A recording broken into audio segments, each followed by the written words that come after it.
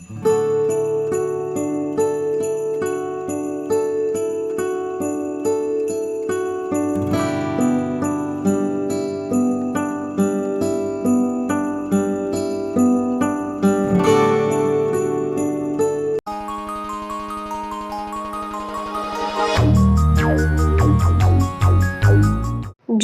आई समान कोण आहे, जिचे जन्मोजन्मीचे ऋण आहे. असे ऋण हे की ज्याला व्याज नाही, ऋणाविण माझ्या आयुष्याला साज नाही.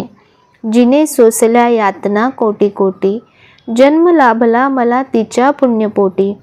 जिच्या यातनाचे या जगी मोल नाही, तिच्यासारखा अमूल्य बोल नाही. जिने लाविला या लेकरांना लळा, तिच्या दैवी लेकी का उन्हाळी झळा. जिच्या पूजनाला पूर्ण जगी फुल नाही, अशा देवतेचे जगी नाव असे आई. सद्गुरुनाथा हात जोडितो, अंत नको पाहू. उकलुनी मनीचे हित तुझ सारे, मद कमळा पाहू. निषिदी निश्रमसी मम हितार्थ तू, किती तुझ शिव देऊ. हृदयी वससी परिणत दिससी, ऐसे तुझ पाहू. तर अशी माझी आता आरती झाली. तर गुरुवारची मी 6:30ला आरती घेते संध्याकाळी, आणि सकाळी 10:30ला आरती घेते. तर आरतीमध्ये मी तुम्हाला जसं मागच्याला दाखवलं की हे नित्यसेवा स्तोत्र व मंत्रचं पुस्तक आहे. तर खूप जणांनी मला विचारलं होतं की ताई कुठे मिळतं. तर तुम्ही स्वामींचं केंद्र असेल तुमचं जवळपास, किंवा बुक स्टॉलमध्ये सुद्धा मिळतं, किंवा तुम्ही दिंडोरीचं जे बी सात्विक म्हणून ऑनलाईन ॲप आहे तिथून सुद्धा तुम्ही हे मागवू शकता. त्याच्यामध्ये सकाळच्या आणि संध्याकाळच्या अशा दोन्ही आरत्या आहेत. प्लस मी तुम्हाला जसं दाखवलं की मी याच्यावरती लावलं होतं मोबाईलवरती. तर तुम्ही म्हणाल ताई तुम्ही मोबाईलवर लावून आरती कशाला घेता. तर त्याचं कारण हे आहे की मोबाईलमध्ये जे त्यांनी म्हणजे गायलं आहे ना, त्याच्यामध्ये छान म्युझिक पण आहे. म्युझिक म्हणण्यापेक्षा जी आरतीची लय आहे ना ती खूप छान वाटते. आणि एकटा आरती जेव्हा आपण करतो ना तेव्हा असं असेल ना सोबत, तर आणखीन छान वाटतं आरती म्हणायला, आणखीन छान लयबद्ध वाटते ती आरती. म्हणून मी त्यांच्यासोबत लावते, कारण आपलं कधी कधी सूर इकडे तिकडे होतात, त्यांच्यासोबत म्हणताना छान अशी एकाग्रता आणि एक खूप छान वलय तयार होतं आरतीचं असं. तर ज्यांना जमत नसेल तर त्यांनी यूट्यूबमध्ये जाऊन त्याच्यामध्ये स्वामींची नित्यसेवा आरती सकाळची आणि संध्याकाळची असं दोन्ही आहे, तर ते तुम्ही लावू शकता. तर आता मी आरती झाली आहे माझी. आता माझं वाचन आहे. आज महालक्ष्मीचं पुस्तक आहे, पोथी ती वाचायची आहे, अजून माळ जप करायची आहे, बऱ्याचशा गोष्टी आहेत. तर मी पहिले सगळं करून घेते आणि मग त्यानंतर आपण बोलू. तर आता बघा तुम्ही 7:30 वाजलेत. हे निष्ठाचे बघा लहानपणीचे फोटोज आहेत. मी किचनमध्ये हे मला घड्याळ मिळालं होतं ना, तर तिथे मी तिचे फोटोज कटिंग करून प्रिंट करून आणले होते आणि ते लावले होते. तर 6 वाजल्यापासून मी पूजेला सुरुवात करते गुरुवारी, आणि 7:30पर्यंत माझी आरती पूजा वाचन सगळ्या गोष्टी होऊन जातात. तर त्यानंतर जेवणाची तयारी असते. तर जेवण जर तुम्ही प्री प्लॅनिंग करून ठेवलं असेल ना व्यवस्थित, तर जेवणाला काहीच वेळ लागत नाही. तर मी तुम्हाला आज दाखवते की मी अर्ध्या ते पाऊण तासामध्ये कसं फटाफट जेवणाची तयारी करते. तर बघा मी आता कुकर लावणार आहे सर्वात पहिले. तर जेवढा भात लागतो, कारण चपात्या पण करणार आहे संध्याकाळी, कधी भाकऱ्या असतात कधी चपात्या, तर दोन्ही डाळी मी मिक्स करते. त्यामध्ये मुगाची डाळ मी थोडी जास्त घेते आणि तुरीची डाळ कमी घेते. तर म्हणून मी डाळी वेगवेगळ्याच ठेवते, मिक्स करून ठेवत नाही. तर जेवढा डाळीसाठी टोप लागणार आहे छोटा तेवढाच टोप घेतला आहे. कुकर घेतला आहे. कुकरची रिंग भिजत टाकली म्हणजे शिट्ट्या व्यवस्थित होतात. तर आता पहिले कुकर लावून घेते. दोन्ही धुवून घेतले मी डाळ आणि तांदूळ. त्यानंतर कुकरमध्ये नेहमी एक लिंबू टाकत जा, ज्यामुळे कुकरला आतमध्ये वास येत नाही किंवा खराब होत नाही कुकर आपला लवकर. तर आता हा 4चा जी माझी शेगडी आहे ना, ती ही खूप मॅजिकल काम करते. म्हणजे ऑफिस टायमिंगपासून मला ही सवय आहे 4 शेगड्यांची, फटाफट काम होतं. तर आता कुकर लावून झाला त्यानंतर नेक्स्ट गोष्ट असते ती म्हणजे पीठ मळून घेते. कारण आपलं बाकीच्या गोष्टी होईपर्यंत ना पीठ भिजतं आणि मग आपल्याला चपात्या करायला इझी जातं. तर बघा आता पहिले चपातीचं पीठ मळून घेते.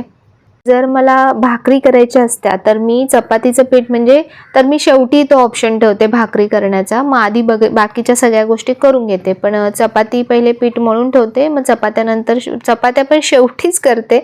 पण पीठ मळलेलं असलं ना, पीठ थोडंसं भिजलं ना छान चपात्यांचं, तरच चपात्या छान मऊसूत आणि मस्त फुगतात सुद्धा. तर आता फटाफट पीठ मळून घेते. एक साईडला निष्ठाची बडबड चालली आहे, काय काय ती मला विचारते मध्ये मध्ये येऊन. तर आता पिठावरती बघा झाकण ठेवून देणार छान, आणि आता पीठ भिजतंय तोपर्यंत पुढची प्रोसेस फटाफट करून घ्यायची. तर आता पुढची प्रोसेस म्हणजे काय, तर भाजीची तयारी करणार. तर भाजी तुम्हाला काय करायची आहे हे तुम्ही आधीच डिसाईड केलेलं असलं पाहिजे. जर तुम्ही लास्ट मोमेंटला विचार करायला जाणार की मी आता काय भाजी करू, तर ती तुमच्याकडे अवेलेबल पण असली पाहिजे भाजी त्यावेळेला. तर म्हणून मी जसं भाज्यांचा चार्टचा जो व्हिडिओ आहे ना, तो नक्की बघा की तुम्ही आठवड्याभराच्या भाज्यांची कशी प्री प्लॅनिंग करू शकता. कुठल्याही गोष्टीचं आधी प्लॅनिंग केलेलं असेल ना, तर तुम्हाला खूप कमी वेळ लागतो, खरंच सांगते. नाहीतर बहुतेकसा वेळ फक्त विचार करण्यात जातो की मी आज काय बनवू. तर आता बघा भाजी फटाफट कटिंग करून घेते. मी भाज्या अशा जास्त कधीच कटिंग करून ठेवत नाही. कधी कधी जेव्हा फक्त सकाळी टिफिनसाठी हवं असेल ना, तर तेव्हा रात्रीच्या थोड्या कटिंग करून ठेवते. नाहीतर संध्याकाळच्या जेवणाला मी इन्स्टंटच भाज्या कट करून घेते. तर अशा प्रकारचं एक भांडं ठेवायचं नेहमी कटिंग करताना, म्हणजे तुमच्या प्लॅटफॉर्मवरती ना घाण कमी होते, सगळं एकाच याच्यात जमा होतं आणि आपल्याला खूप इझी जातं साफ करण्यासाठी सुद्धा. तर आता भाजी फटाफट चॉप करून घेते. मी चॉपर वगैरे कधीच यूज करत नाही, मला आवडतच नाही ते. भाज्या हातानेच मला फटाफट, ते जे ऑफिसपासून ज्या सगळ्या सवयी आहेत ना मला, की भाज्या हातानेच फटाफट फास्ट कट करून होतात, तर ते पहिले मी आता भाजी कट करते. जे पण कांदा टोमॅटो जे पण लागणार आहे ना, ते मी कधीही नंतर कट करते. पहिले जी भाजी आपल्याला हवी आहे तर ती भाजी पहिले कट करून घेते. तर आता मी आज शिमला मिरचीची भाजी बनवणार आहे. तर कशी बनवणार आहे वेगळ्या पद्धतीने ती मी तुम्हाला दाखवते. कारण आज गुरुवार आहे, तर मला गुरुवारी ना मी असं काहीतरी बेसन असलेला असं काहीतरी पदार्थ बनवते. तर म्हणून कारण स्वामींना बेसन आवडतं तुम्हाला माहिती आहे, तर म्हणून मग शिमला मिरचीची भाजी बनवणार आहे. तर आता बघा की आम्हाला काय बनवायचं आहे, आमटी बनवायची आहे, डाळ बनवणार आहे, आमटी बनवायची आणि भाजी बनवायची आहे. तर त्याच्यासाठी काय काय जे लागतं ते एकदाच मी सगळं कटिंग करून घेणार. कारण भाजीसाठी कटिंग करणार, मग परत आमटीसाठी काय कटिंग करायचं, तसं नाही करायचं. कधीही एकदाच सगळं चॉप करून घ्यायचं, म्हणजे आपला एक पार्ट क्लिअर होऊन जातो. तर आता मी भाजी जी आमटी मी बनवणार आहे ना, आमटी मी प्लेनच बनवणार आहे. तर म्हणून आमटीसाठी फक्त लसूण बारीक करून घेणार आहे, चॉप करून घेणार आहे. आणि हे जे चॉप करते हे भाजीसाठी एक टोमॅटो घेतलाय आणि एक मीडियम साईजचा कांदा घेतलाय. तर कांदा पण एकदम बारीक कटिंग करून घेतला, टोमॅटो पण बारीक कटिंग करून घेतला आणि लगेचच्या लगेच ओटा पण पुसून घेतला. म्हणजे जे पण आपलं खराब झालेला पार्ट असतो ना, तो लगेच क्लिअर होऊन जातो, आपलं किचन क्लीन राहतं चांगलं. तर बघा आता भाजीसाठी मी कढई ठेवली आहे. ही कढई माझी जी पण भांडी आहेत ना, आता सगळी पितळेची भांडी आहेत. आणि हे आतमध्ये जे तुम्हाला दिसतं आहे हा कलई केलेला पार्ट आहे, ॲल्युमिनियम नाही आहे. तर बऱ्याच वेळा ताईंनी मला विचारलं म्हणून मी तुम्हाला सांगते. तर आता मी तेल टाकलंय, तेल छान तापतंय. तर तेलामध्ये कढीपत्ता टाकला आणि अशा प्रकारचं झाकण लावायचं, म्हणजे ते उडत नाही अंगावरती. तर त्यानंतर आता त्याच्यामध्ये टाकलं लसूण मी अद्रक लसूण पेस्टपेक्षा ना असं कापून लसूण टाकलं ना चिरून, खूप छान लागतो आणि तो हेल्दी पण असतो खूप आपल्यासाठी. तर आता त्याच्यामध्ये कांदा घातलाय आणि कांदा छान थोडासा परतवावा लागतो, म्हणजे गोल्डन ब्राऊन होईपर्यंत वाट बघायची आहे. तर तोपर्यंत पुढचं काम करून घेऊया. तर आता बघा इथे एक साईडला मी कुकर लावला होता, तर कुकर आता झालाय, कुकर बऱ्यापैकी थोडासा थंडही झालाय. तर आता डाळ जी झाली होती शिजली आहे, ती डाळ काढून घेते बाहेर आणि जो भात आहे तो आतमध्ये कुकरमध्येच ठेवते, म्हणजे तो गरम राहील. तर म्हणजे एक काम करताना ना तुम्हाला दुसरंही काम पटकन करता आलं पाहिजे. तर आता भाजीसाठी त्याच्यामध्ये जे मसाले लागतात, हळद, तिखट मसाला, गरम मसाला, हे सगळं घातलं यामध्ये. आणि यामध्ये थोडासा ना एव्हरेस्टचा जो गरम मसाला असतो तो मी घालणार आहे, त्यामुळे भाज्या छान लागतात. ज्या हिरव्या भाज्या असतात ना त्या मस्त लागतात. तर आता ही जी फोडणी आहे ना, बेसिक फोडणी दिली आहे. आता याच्यामध्ये टोमॅटो घालते आणि टोमॅटो कधीही छान शिजला ना तरच भाजीला तो चव देतो, नाहीतर तो मग असा कच्चा लागतो आणि थोडासा वेगळीच टेस्ट येते आंबटसर भाजीला. तर म्हणून टोमॅटो शिजताना त्यामध्ये बघा थोडंसं पाणी टाकायचं कधी, म्हणजे जी आपली फोडणी आहे ना ती करपत नाही खाली. तर आता मी ही इथली जी कढई होती ती तिथे शिफ्ट केली आणि आता डाळ पहिले घुसळून घेते छान, म्हणजे ना डाळ खूप मस्त अशी पातळ प्यायला वगैरे तुम्हाला हवी असेल आमटी खूप मस्त लागते. तर रवीने घुसळून घेतली. त्यानंतर आता एक साईडला डाळ ठेवली आहे आणि डाळीला मी दुसऱ्या टोपात शिफ्ट नाही करणार. अशा प्रकारचं जे फोडणी पात्र असतं ना ते नेहमी असलं पाहिजे आपल्याकडे आणि खूप आपला टाईम आणि भांडी दोन्ही वाचतात. तर आता बघा मध्ये मध्ये आपल्याला बाकीच्या गोष्टी पण चेक करायच्या, नाही तर तोपर्यंत ती फोडणी जळून जाईल. तर आता या फोडणी पात्रामध्ये मी तेल घेतलंय, जिरं टाकलंय, थोडीशी मोहरी टाकले आणि त्यामध्ये आता बघा काय टाकणार आहे. यामध्ये टाकणार आहे लसूण टाकणार आहे. लसूण थोडासा गोल्डन ब्राऊन होऊ द्यायचा आणि त्यामध्ये कढीपत्ता घालणार आहे. तर आणखीन थोडंसं हिंग टाकलं मी त्याच्यामध्ये. हिंगाने कसं आपल्याला ॲसिडिटी वगैरे होत नाही. तर आता बाकीचे जे मसाले होते, हळद, तिखट मसाला तो घातला त्यामध्ये. आणि जेव्हा आपण मसाले घालतो ना अशा फोडणी पात्रामध्ये तेव्हा गॅस आधीच बंद करायचा, म्हणजे ती आपले जे मसाले असतात ते करपत नाहीत. तर झाली माझी एक साईडला आमटीला पण फोडणी देऊन झाली. आता आमटीमध्ये मी चवीनुसार मीठ घालणार आहे. थोडंसं मीठ घालायचं चवीनुसार. त्यानंतर मिठाची बरणी मी इथे खालीच ठेवून दिली, कारण मला भाजीमध्ये सुद्धा मीठ घालायचं आहे, नाही तर नंतर विसरून जाणार. तर आता फोडणी जी बेसिक होती ती छान शिजली आहे. तर त्याच्यामध्ये आता जी शिमला मिरची कापून ठेवली होती ती मिक्स करायची छान आणि छान शिजू द्यायची शिमला मिरची पहिले आणि त्यानंतर शेवटी आपल्याला जे बेसन टाकायचे ना ते नंतर टाकायचे. तर आता याच्यामध्ये मी चवीनुसार मीठ टाकलं भाजीमध्ये. भाजी छान हलवून घेते, म्हणजे बघा एक साईडला आमटीचं होतं आहे, एक साईडला भाजी शिजते, भात ऑलरेडी झालेला आहे आणि चपातीचं पीठ मुरतं आहे. तर आता भाजी शिजते, आमटी शिजते, तो म्हणजे आमटी उकळते तोपर्यंत मी आता इथे फटाफट चपात्यांची तयारी करून घेते. तर जेव्हा मी ऑफिसला जायची ना तेव्हा मला अशीच सवय होती की फटाफट फास्ट सगळीकडे झालं पाहिजे काम. तर म्हणून असा 4चा गॅस ना खूप खूप कामाला येतो. आणि मी तुम्हाला एक गोष्ट सांगते की वास्तुशास्त्रानुसार सुद्धा आपल्या किचनमध्ये ना 2चा किंवा 4 शेगड्यांचाच गॅस असावा, 3 शेगड्यांचा गॅस असू नये. जसं आपण म्हणतो की 3 तिघाडा काम बिघाडा असं म्हणतात ना, तसंच प्रकार येतो. तर म्हणून 3ची शेगडी नसावी शक्यतो. तर आता मी चपात्या फटाफट लाटून घेते. मला ही आधीची सवय आहे खूप, की असं माझं ना चपात्या लाटता मला शेकवायला जमत नाही. माझं तेवढाच इवन त्याच्यापेक्षा पण खूप जास्त टाईम जातो. मी बघितलंय 2-3 वेळा करून. तर असं मला चांगलं जमतं, काय माहिती मला ती जी सवय लागली ना आधीपासून. तर असं माझं खूप फास्ट होतं, फटाफट लाटून होतात आणि मग फटाफट शेकून पण होतात. तर एक साईडला बघा भाजी थोडीशी हलवत राहायची, नाही तर भाजी मग खाली लागून जाते. पण मी तुम्हाला सांगते की ही जी माझी पितळेची कढई आहे, पितळेच्या भांड्यांमध्ये तुम्ही जेवणाला फोडणी देताना त्या जेवणाची चव खूप वेगळी लागते, खूप मस्त चव लागते. आमटीसुद्धा खूप चविष्ट बनते, भाजी पण खूप चविष्ट बनते. तुम्ही नक्की करून बघा. आणि हे जे वरचं त्याचं जे झाकण आहे ना ते दुसऱ्या पॅनचं आहे. तर तेवढ्याच साईजचं ते पॅन होतं ना, म्हणून ते झाकण त्या कढईवर एकदम फिट आणि मस्त बसतं. तर जेव्हा अशा हिरव्या भाज्या बनवते मी तर मला त्याच्यासाठी एक्स्ट्रावरती झाकण ठेवून त्यात पाणी ठेवायची गरज लागत नाही. असंच छान शिजते भाजी, कारण त्याला एक होल असतो, तिथून स्टीम बाहेर निघत असते. तर खूप बेस्ट पडतं मला हे हिरव्या भाज्यांसाठी आता भांडं. तर बघा आता भाजी ऑलमोस्ट म्हणजे शिजली आहे बऱ्यापैकी छान. तर आता तरी पण माझ्या चपात्यांचं काम चालूच आहे. चपात्या फटाफट लाटून घेते पहिले आणि त्यानंतर मग मी चपात्या शेकवणार आहे. तर बघा भाजी बघा कशी दिसते तुम्हाला. तर आता भाजीमध्ये बेसन टाकायचं वरून. तर जितकं तुम्हाला पाहिजे, बेसन जास्त पाहिजे असेल, भाजी कमी पाहिजे असेल तर त्याच्या हिशोबाने तुम्ही टाका. आणि बेसन टाकलं कधीच भाजी हलवू नका. अशा प्रकारे झाकण ठेवा, कारण ते बेसन आहे ना छान शिजतं मग भाजीमध्ये मस्त आणि त्याच्यानं गुठळ्या होत नाहीत. बघा तुम्ही आता मी भाजी जेव्हा मिक्स करते ना तर त्याच्या गुठळ्या होत नाहीत.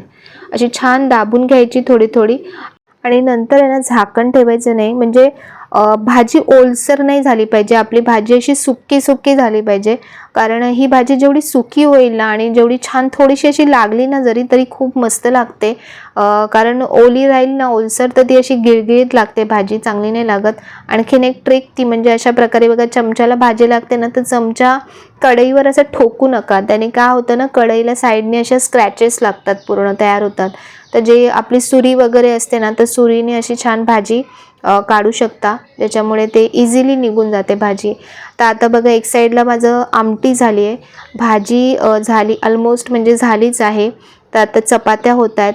चपात्यांचं काम सगळ्यात शेवटी ठेवते, म्हणजे गरम गरम चपात्या सर्व करता येतात आपल्याला. आणि इवन भाकरी पण बनवली असते ना, तर भाकरीचं पण काम मी असं शेवटीच ठेवलं असतं सगळं झाल्यानंतर. म्हणजे गरम गरम जेवण, निष्ठाला गरम गरमच लागतात चपात्या. तर मग मी पहिले स्वामींना नैवेद्य दाखवते. सकाळी मी खीर केली होती, आज गुरुवार होता तर सकाळीच खीर केली होती, त्यामुळे संध्याकाळी परत मी काही गोड एक्स्ट्रा बनवलं नाही.